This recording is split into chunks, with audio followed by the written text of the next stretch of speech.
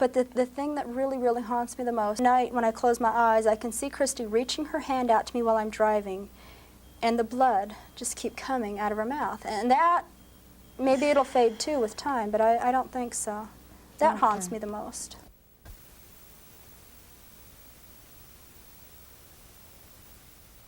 Before Stephanie Smith, Andrea Yates, Letitia Stout, there was Diane Downs. Diane was born in Phoenix, Arizona, 1955. She is a convicted murderer who is serving life in prison. Downs wanted more than anything else was to have children. She got her wish, but her dream turned into a twisted tragedy when she was sentenced to life for shooting her children because her boyfriend didn't like kids. Even today, 5 years later, her former husband would like to see her pay the ultimate price. Executed. That's what I was hoping for. That's what I still feel that they should have done that, you know. We'd all be better off. But it was the children who would pay for what Diane wanted. At one point, Diane Downs went to college, but she was forced to leave after 1 year for promiscuous behavior. She then ran away from home and married her husband, Stephen Downs, in 1973, with whom she had 3 children, Christiane, Sherilyn, Stephen, Danny, Daniel. The couple divorced in 1980 over Stephen's insistence that their son Danny was a result of an affair and not his biological child. By 1983, Downs was having an affair with Robert Knickerbocker, a married man whom she was obsessively in love with. In May of that year, Downs shot her 3 children in a car at a remote roadside in Springfield, Oregon, before shooting herself in the forearm, cops said. She then drove at a pace of between 5 to 7 miles to the local hospital, according to witnesses, where she then claimed to hospital staff that she had been carjacked by a stranger who shot her and her children. By the time Diane Downs arrived at the hospital, Cheryl was already dead, and the 2 other children suffered devastating injuries. Authorities became suspicious of Downs almost immediately, describing how she was strangely calm when she arrived at the hospital. Officers launched an investigation into her strange behavior, which included phoning her lover once she arrived at the hospital. It was said that her children were scared of their mother, and Christiane reacting in a terrified manner when her mother visited her in the hospital. Knickerbocker also told authorities he feared Downs would try and kill his wife and that she had stalked him. Cops said they found no gunshot residue that would point to Downs' version of events, as well as blood splatter, which were inconsistent with the theory. She was arrested the following February and sentenced to life in prison plus 50 years. Psychiatrists also diagnosed her with several mental health issues.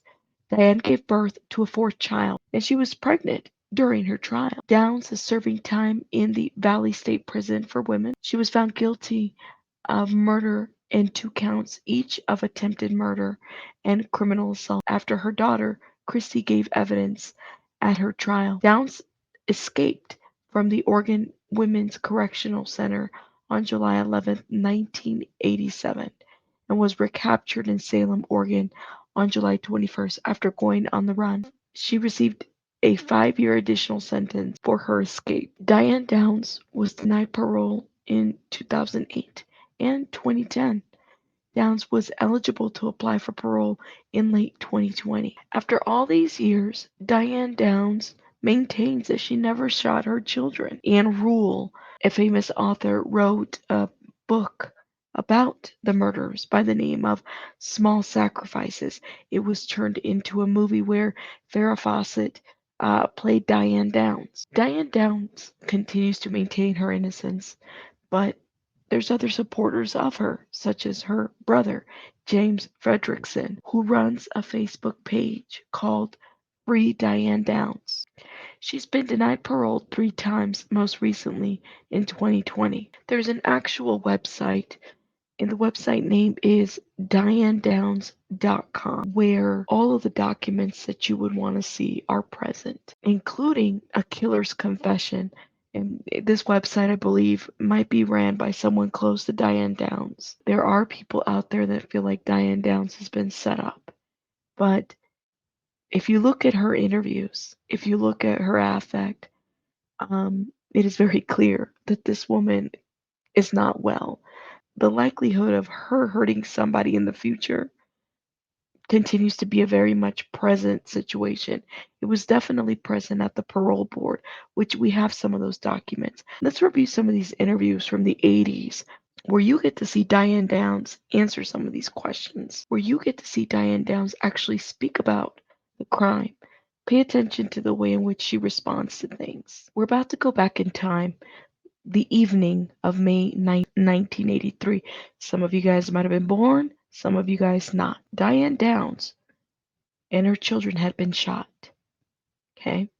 Diane Downs had been shot on the forearm, and her 3 children were shot at close range.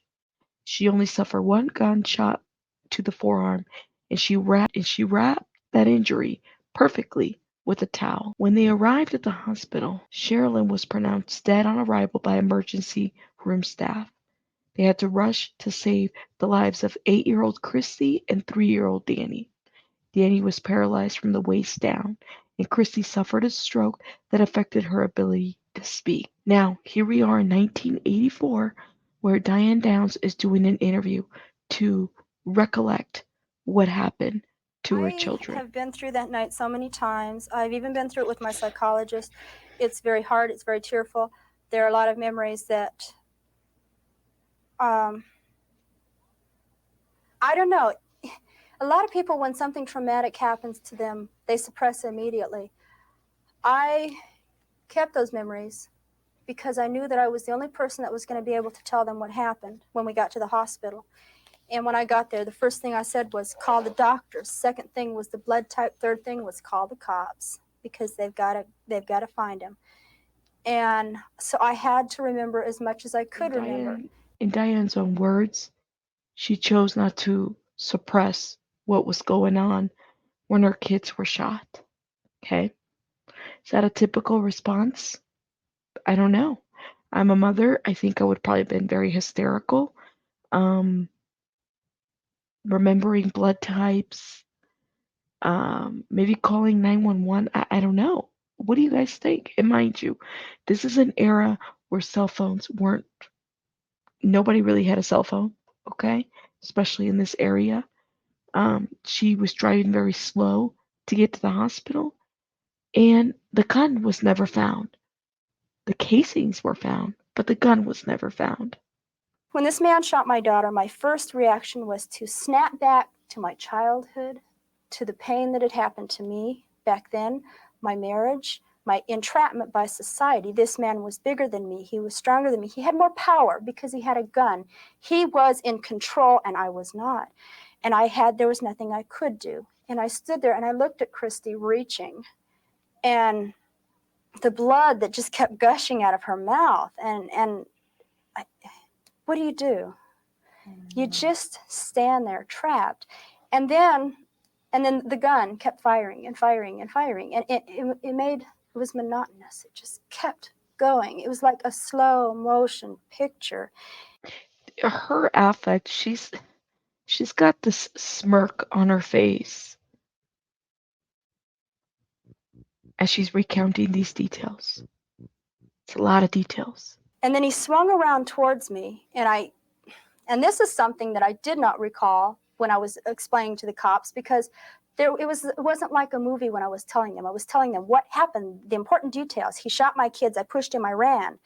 And when he swung around, he was pointing. When he swung around, it hit the tips of my fingers. The gun hit the tips of my fingers. And that snapped me. And I went, wait a minute. Go back to how she's telling this detail. She said it was a carjacking. She says she picked up a man. This is something that I did not recall when I was explaining to the cops, because it wasn't like a movie when I was telling them. I was telling them what happened, the important details. He shot my kids. I pushed him. I ran.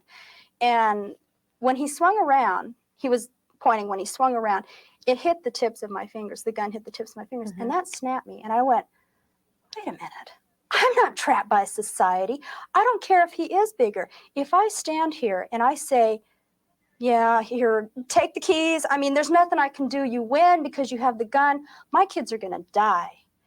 And I'm not going to let my kids die. And so instead of giving him the keys, I feigned throwing the keys. He did not take time to point the gun and shoot me, obviously, because he would have shot me the same way he did the kids. When he was swinging in the direction of the keys, firing the gun, he hit my arm. Everybody says, you sure were lucky. Well, I don't feel very lucky. I couldn't tie my damn shoes for about 2 months. It is very painful. It is still painful.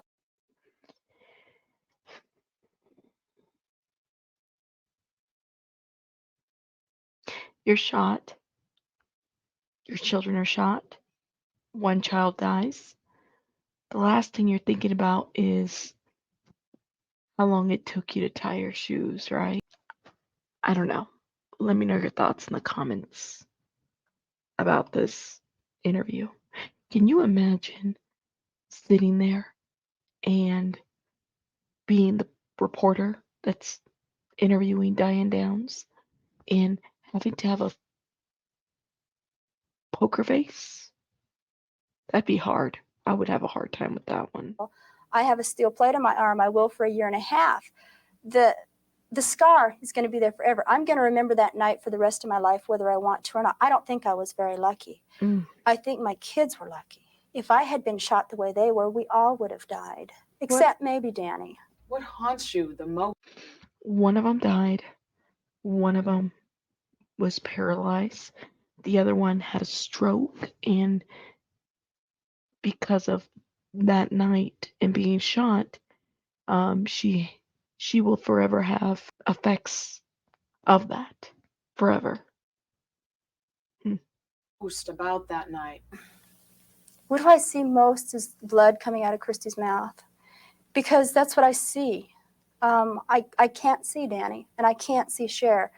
Sherry was laying on the floor, and driving to the hospital, I don't know the sounds that were made at the initial shooting because I was on the outside, and all I could hear, I can't hear anything but gunshots. And I can see things, you know, that's it. Driving to the hospital, I can smell blood.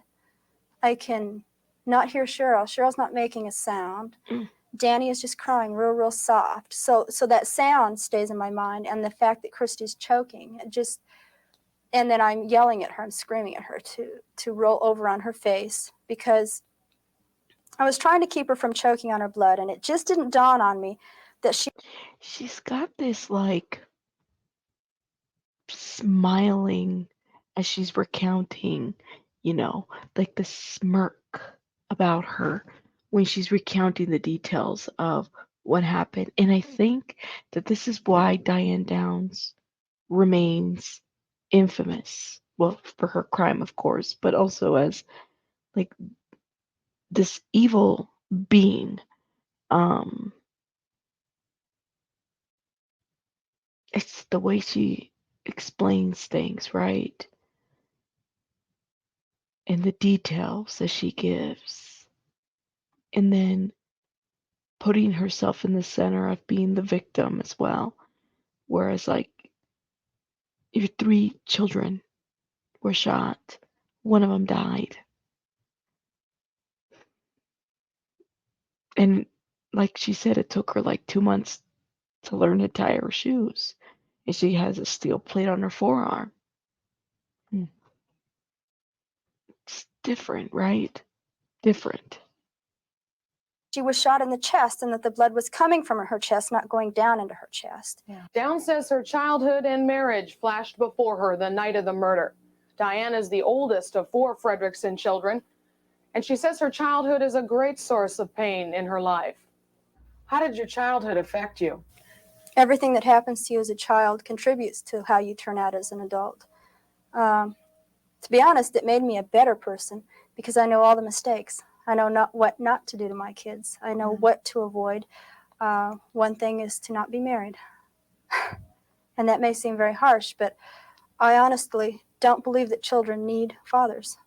And they're nice to have around sometimes when they can do things to help you, but when they are mentally abusive, when they are harsh, and the way my ex-husband was, they're more a deterrent to the children than a help. And unless you can find a good father, there is no need for them. Did your Mm. childhood affect your attitude toward men? That has a lot to do with it. That had a lot to do with it for many, many, many years. I hated men with a passion. One of the things that Diane Downs, as a reason for defense, she alleged that her father abused her, molested her. She later recanted that allegation, but it was the allegation that they used during the trial.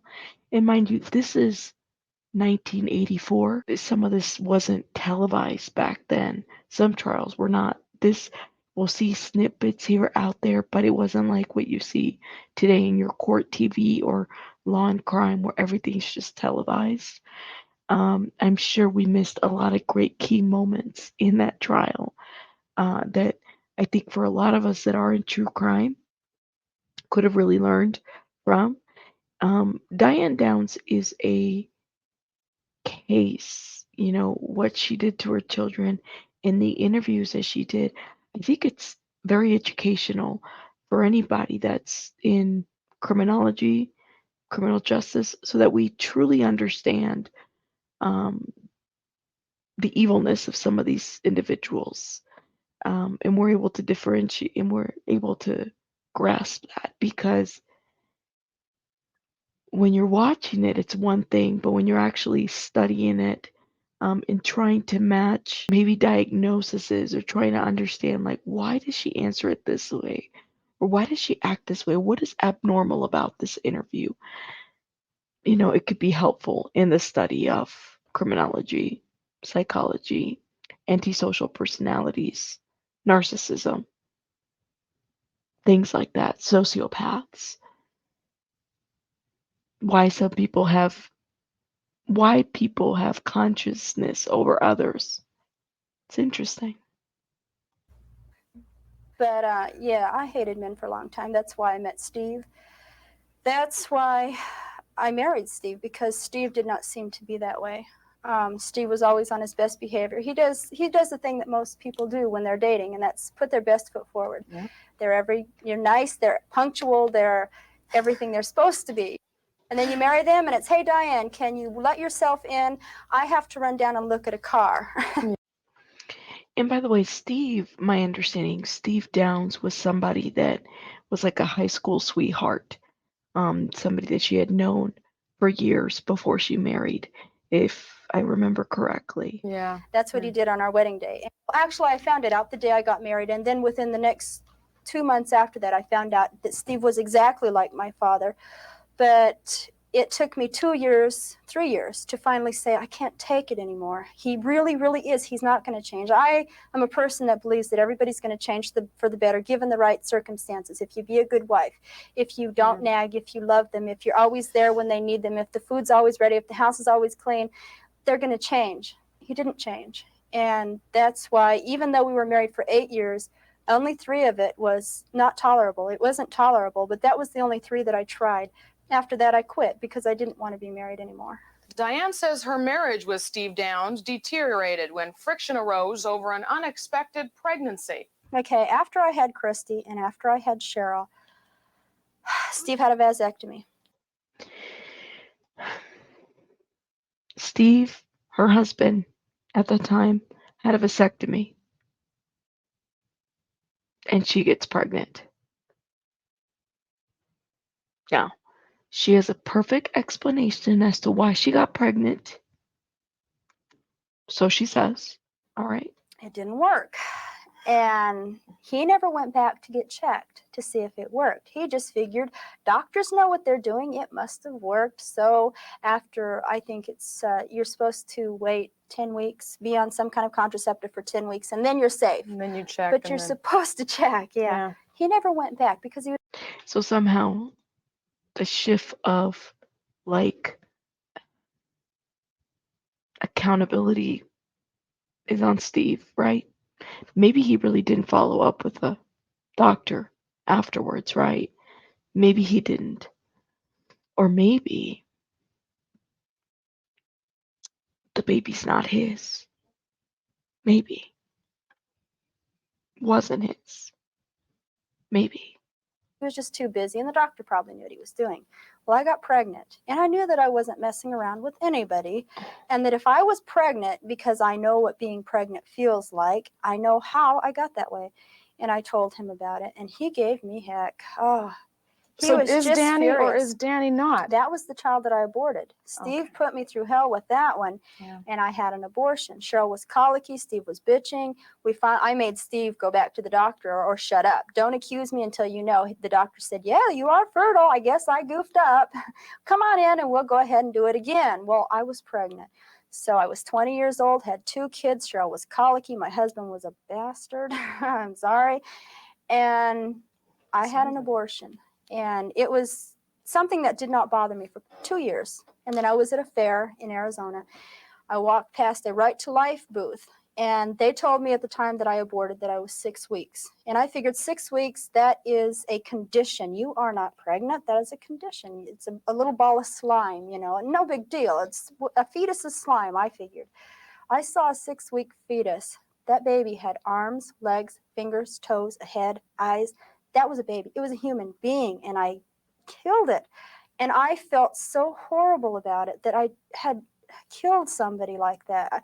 I didn't kill it myself, but I hired a doctor to do it. And so I asked my husband to have his It's interesting that she talks about abortion this way, and yet she was found guilty of shooting her 3 kids, killing 1, injuring 2. vasectomy changed, reversed. He refused. I asked him for a year. He kept saying no. I said, fine, I will find a suitable donor.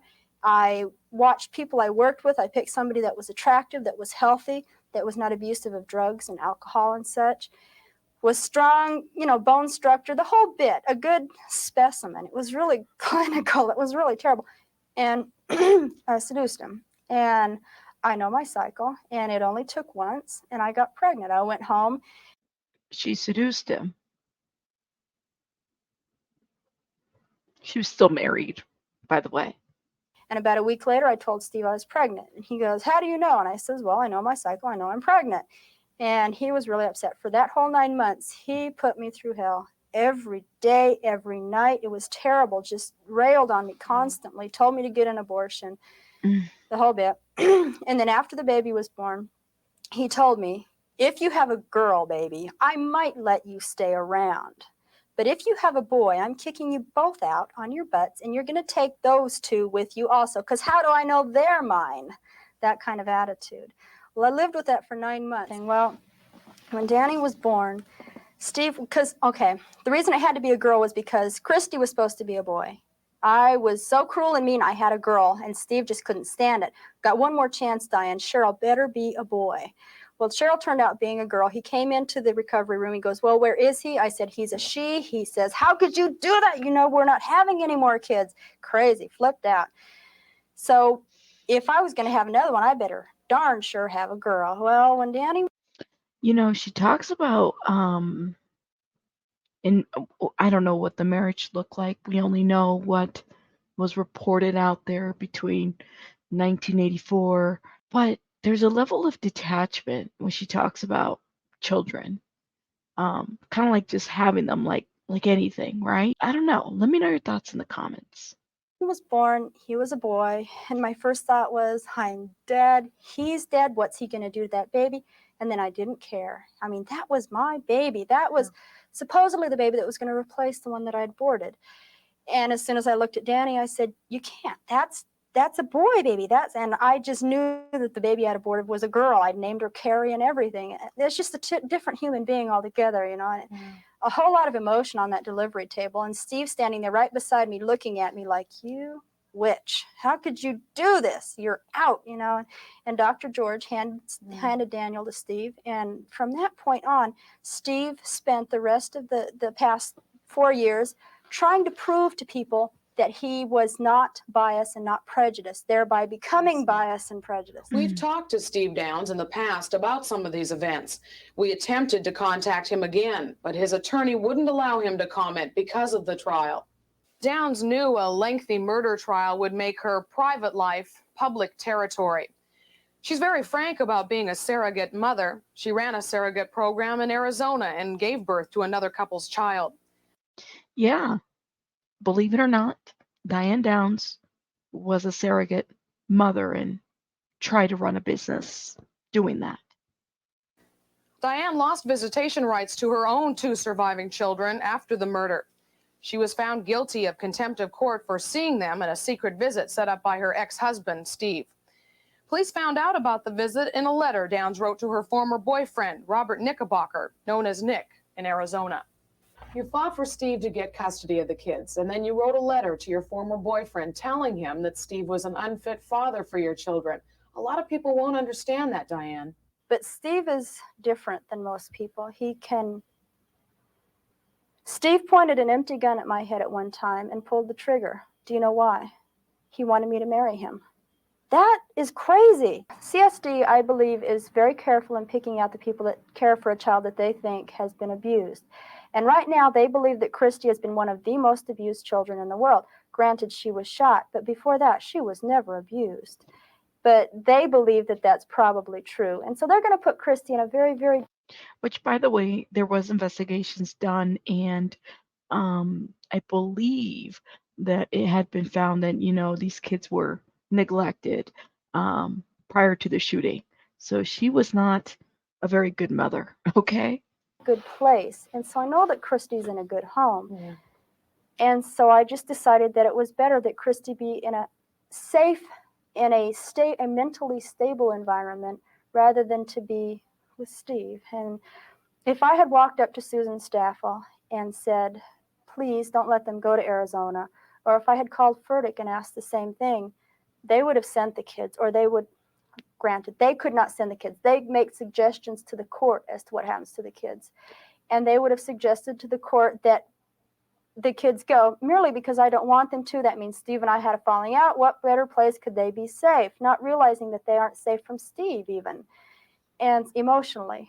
And so I couldn't just count on them to cooperate with me. They haven't so far. I couldn't expect them to now. And so I had to find another way to tell them. And I know that my ex-boyfriend was a fink. He was taping for the cops. He admitted that he was every conversation that I had with him on the phone was taped and sent immediately to the DA's office. And I knew that that letter, if I sent it to him and he read it, would in fact get to the DA's office. But all the other letters that I'd been sending as of late were being returned. And so I knew that I had to do something to make that letter so enticing that he would open it. Downs. Very manipulative, right? I mean, she knows how to get somebody's attention. That's one thing that Diane Downs knew how to do. She knew how to get people's attention.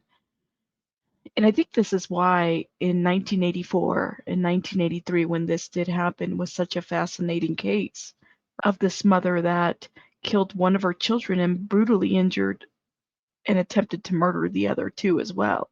For those that don't know, both Danny and Christy were adopted by the prosecutor that was in charge of this case, that prosecuted this case. They were adopted. I believe their names were changed. They were adopted and really given a chance to have a normal family life, which is what Diane Downs never provided them. Says she felt trapped in her marriage with Steve and hoped a divorce would solve their problems. Was there ever a time during that you thought about taking your own life and Oh, yeah. went into the bathroom with the gun and Yeah. shot it? Yeah. So that is indeed... That is true. Only, no, it's not. That's a long one, too. Y'all notice the facial expressions, the smiles. Diane Downs did an interview with Oprah, and she talked about how they referred to her as the Lady of Steel because she doesn't show emotion. I became less bubbly, less outgoing, less friendly, less all those things. And I was therefore dubbed by the media as the Lady of Steel because I seemed to have no emotion whatsoever. I was just simply hard, cold, and I behaved appropriately. I smiled at the right times, I said the right things, etc., etc. The fact is, it has been over 5.5 years. I have become somewhat hardened to what has happened. And so then when the defense came in, they tried to use that as to say, like, she's unable to feel emotion because of her past abuse from family members, which she later recanted, by the way. It's many, many years of being mentally harassed, pushed into a corner. You can't go anywhere. You're trapped. It even stems from my childhood of being trapped. You know that you can't go away. You can't go someplace else. There's no place to escape to because they'll find you. They'll bring you back. Yeah. You'll be punished somehow. Steve was the same type of person. He was the kind of person that, at nighttime especially, was his best time for fighting, and he would just rail on me, just fight and fight and fight, and there was no way to escape, no way at all. Well, after I got my divorce, I figured I was free of that, and I wasn't. Steve would still come to my house and still do the same thing, and this was 2 years after our divorce, and he came to my house, and I had taken a gun. He had a handgun. It was the handgun that he had put to my head, unloaded and fired, and I took it from him. I swiped it from him, and I hid it in my house, and it was in my bedroom. He was doing it again, and he was getting very, very physical. Steve had just beat me up 2 weeks before that, beat me up terribly. And by the way, the gun that was used to shoot the children and her was never found. The casings were found, which belonged to a .22 caliber pistol, but the gun was never found. Blood all over the place. The sheriff's department came out and made a report on it, and my nose was all bruised, my face was bruised, my chest was bruised. He had choked me. I was terrified of him. He had never done that before, and for all I knew, this was 2 weeks later, he was going to do it again. And I ran in the bathroom, I ran in the bedroom and slammed the door, and he was coming through the door anyway, so I grabbed the gun and I ran in the bathroom and locked the door. And my first thought was, I'll never escape from him. I will never, ever get away. I divorced him, and that isn't even getting away from him. It doesn't matter what I do. I'll never get away from the insanity except just to be oblivious to it. And I considered shooting myself, but it was a .22 handgun. And Steve had said, you can't kill anybody with a .22. Surprise. There's no way you could kill somebody. You would hurt them badly. And then I thought, besides, my kids need me. I can't die. Then I thought maybe I should kill him. And then I said, same gun, same situation. I would hurt him. He would be furious. Then I'm really going to be in trouble. And so I said, what do I do? Do you notice how she talks about contemplating killing Steve Downs? And then he would be really mad. I mean, this isn't a normal reaction, right? And pick up on the fact, of course, also note the fact that she's disclosing that there was domestic violence within their marriage and that he had beat her up. I don't know if any of that is true because nothing has ever really been pulled out of reports to really say that, or maybe they haven't. I haven't really seen that. But the expression of it, the description of it, very concerning.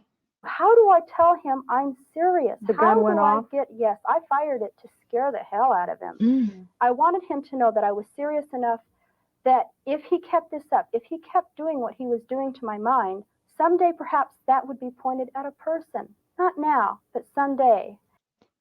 That's scary. And what were the children when this gun was going off? And I fired the gun, he went, oh my God, and he broke the door down. And I sat there and I handed him the gun and I said, now do you believe me?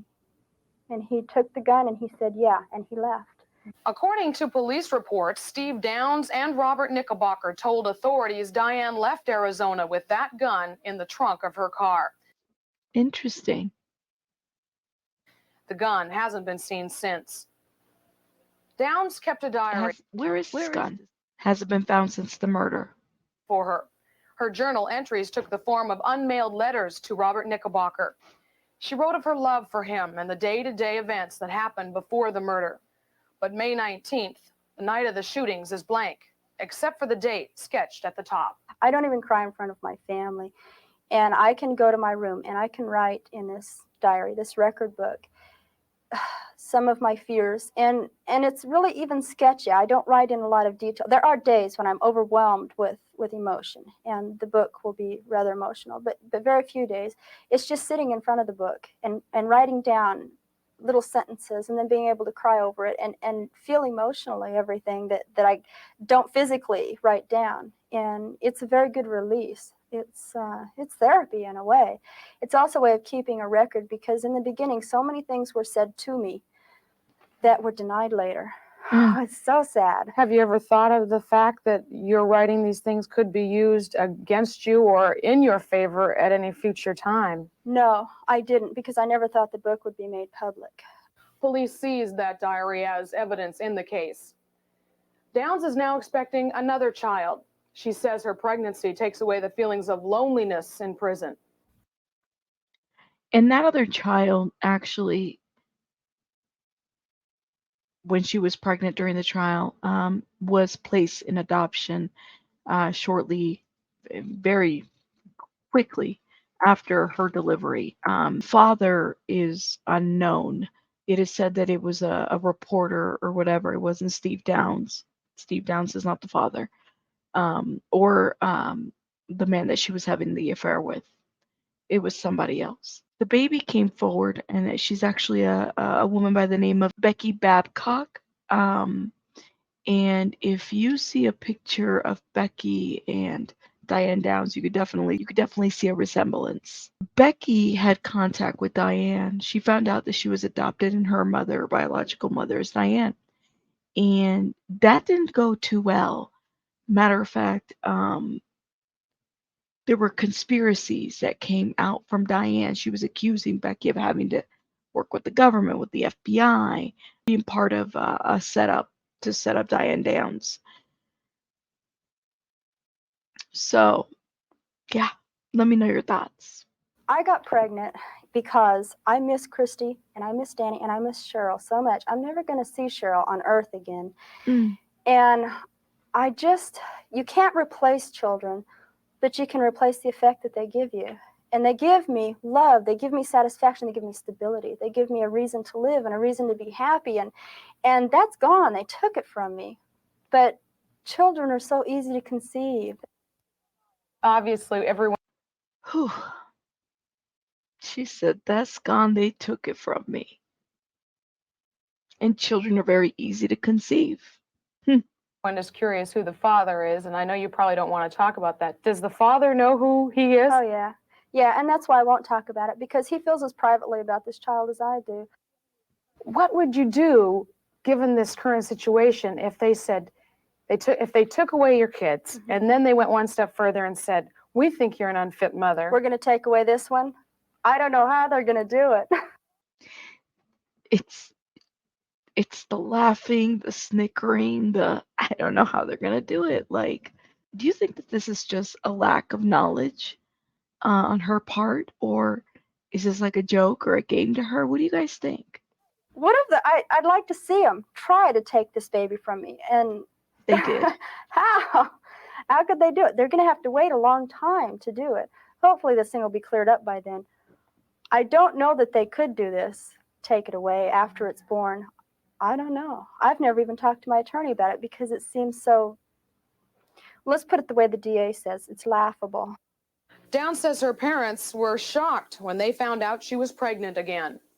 My parents are the kind of people that wish you would do everything by the book in the order that it's pre-written. You get married before you have a baby.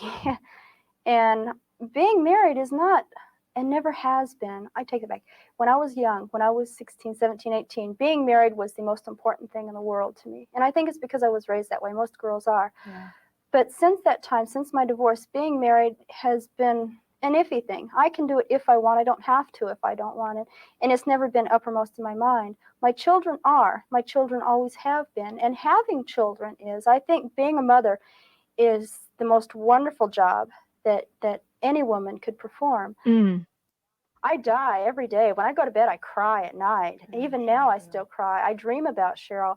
I dream about Cheryl reaching out with me with her arms and always giving me a kiss and saying, I love you, I miss you, where have you been? It's almost as if she really is coming back and saying, how come you're not here with me? Delusional, psychotic, sociopath, a disconnection with reality, or an actual sociopath that she feels no empathy and she's just playing it up for the camera. You let me know what you think in the comments. One time, it was right after Christy went to the foster home, I dreamed that Cheryl came to me. Well, Christy came to me. And I said, Christy, how did you find me?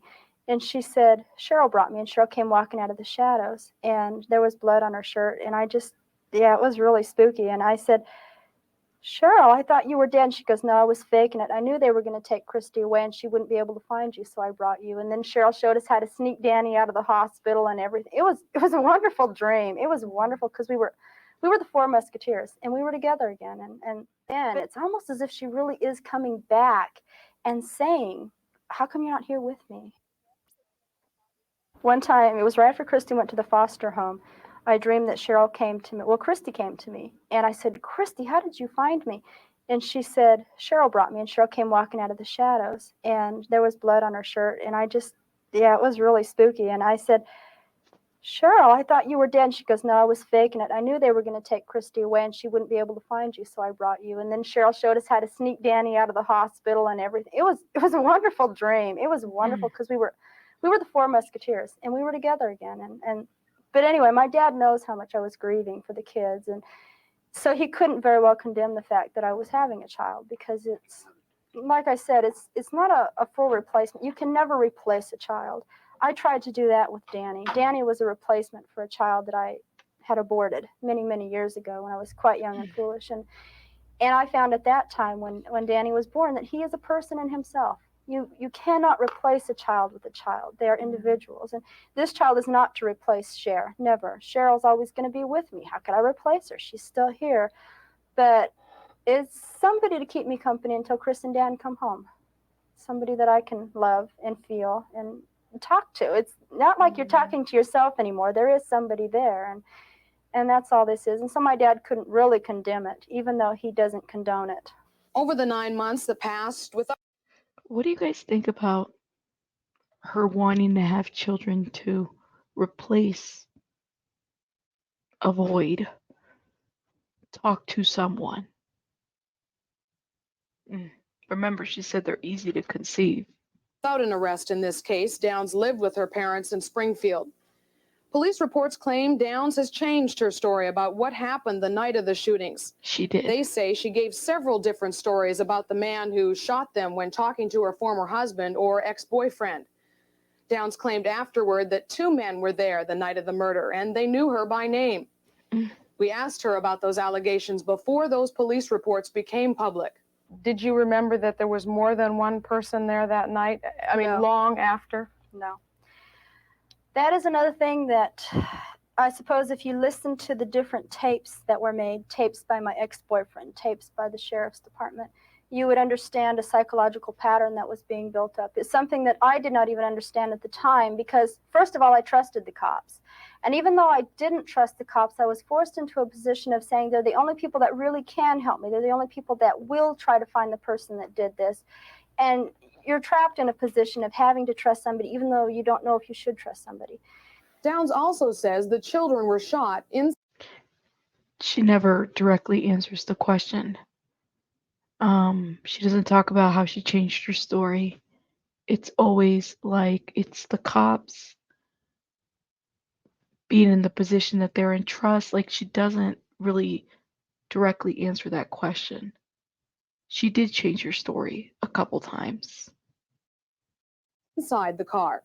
But police reports claim high-velocity blood spatters were found on the outside of the car, on the passenger side. The police found blood on the outside of the car. Could one of the children, perhaps Cheryl, have fallen out of the car on the passenger side? The DA has come up with this idea that somebody was shot on the outside of the car, on the passenger side of the car. I was on the driver's side of the car when I was shot. And that's why it was so I'm going, it was planted, and it just seemed, I mean, it can't be real because they talk about blood spatter. And when they say spatter, I think something being shot out, like the blood spatter in the car, you know. And I'm going to play a little bit of the clip from Small Sacrifices. There's a scene in the movie where the DA is like reenacting the shootings, which I think closely matches to what the DA had said at the time. She opens the trunk.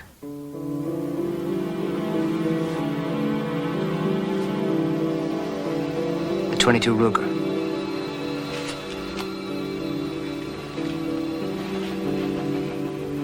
Shauna, lying on the floor. Mrs. Downs appears, pointing a gun at her.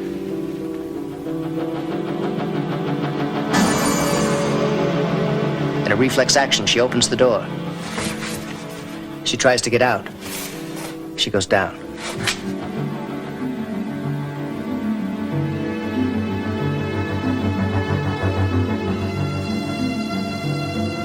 Mrs. Downs leans over to the back seat.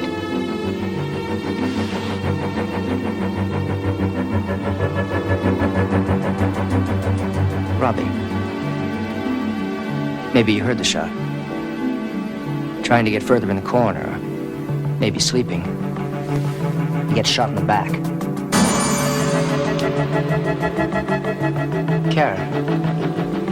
Karen loves her mom.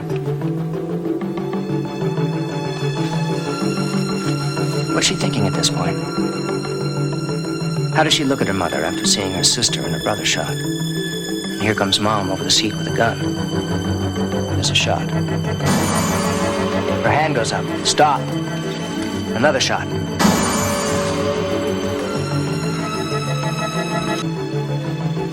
Shauna on the outside of the car.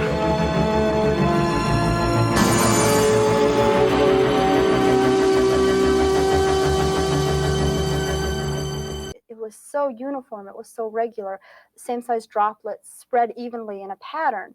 And when they say spatter, that's what I thought of. And we saw pictures of this so-called spatter. It's drops. When they took the kids, they took Chris and Cher out of the driver's side of the car, and it's blood droplets. It's when they picked the kids up and carried them over the threshold, there is blood dripping down the side of the car. But May 19th is an evening that will not be forgotten by the survivors. But the thing that really, really haunts me the most is not even the sight and the sound. I mean, the sound and the smell are fading. But at night, when I close my eyes, I can see Christy reaching her hand out to me while I'm driving, and the blood just keep coming out of her mouth. And that, maybe it'll fade too with time, but I don't think so. That haunts me the most. Look at that smile. She says that haunts me the most.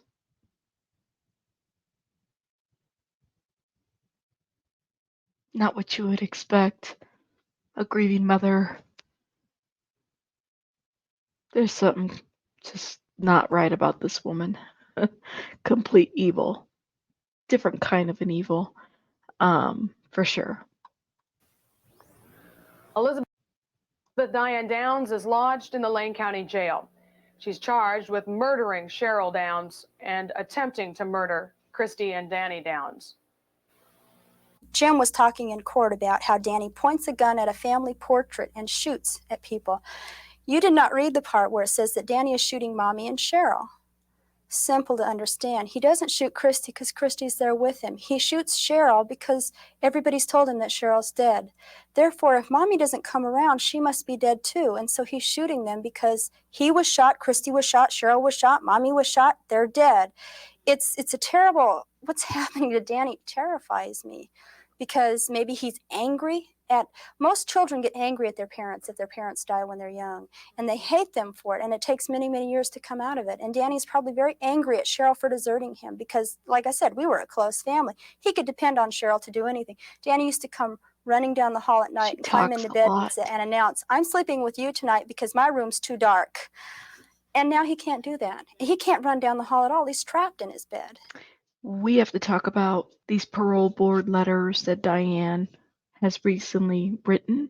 And let me show you guys the website that I'm going to be referencing so you guys can check it out on your own.